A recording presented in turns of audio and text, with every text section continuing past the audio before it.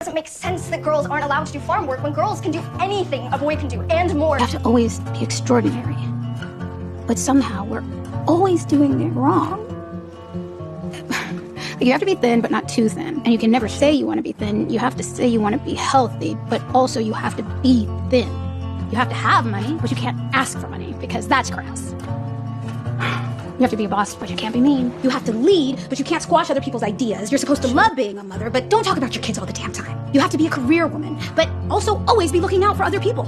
You have to answer for men's bad behavior, which is insane, but if you point that out, you're accused of complaining. You're supposed to stay pretty for men, but not so pretty that you tempt them too much or that you threaten other women because you're supposed to be a part of the sisterhood, but always stand out and always be grateful.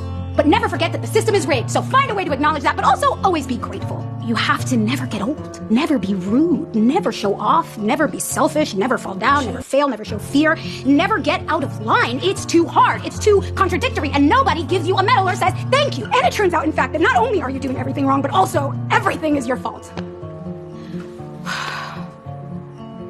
I just feel like women, they have minds and they have souls as well as just hearts, and they've got ambition and they've got talent as well as just beauty. And I'm so sick of people saying that love is just all a woman is fit for. I'm so sick of it. But I'm so lonely. I'm not a poet. I'm just a woman. And as a woman, there's no way for me to make my own money. Not enough to earn a living or to support my family. And if I had my own money, which I don't, that money would belong to my husband the moment we got married. And if we had children, they would be his, not mine. They would be his property. So don't sit there and tell me that marriage isn't an economic proposition, because it is. It may not be for you, but it most certainly is for me.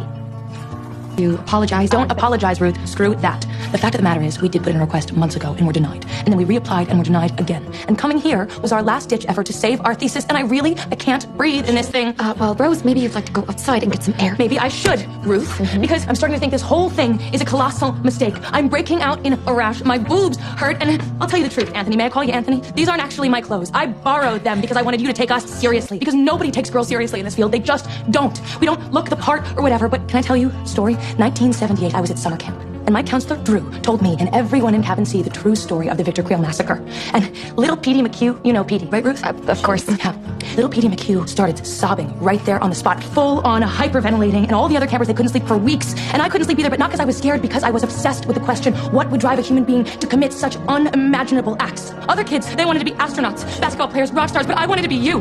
I wanted to be you, so forgive me if I'll now try anything in my power, including wearing this ridiculous outfit, if I might get the chance to speak to the man that ignited my passion and learn a little bit more about how his twisted, but let's face it, totally fascinating mind works. So yes, we don't have the official paperwork, but don't tell me that crybaby Petey McHugh wouldn't have gotten an audience with Victor in a matter of moments if he'd asked politely, because you and I both know that he would.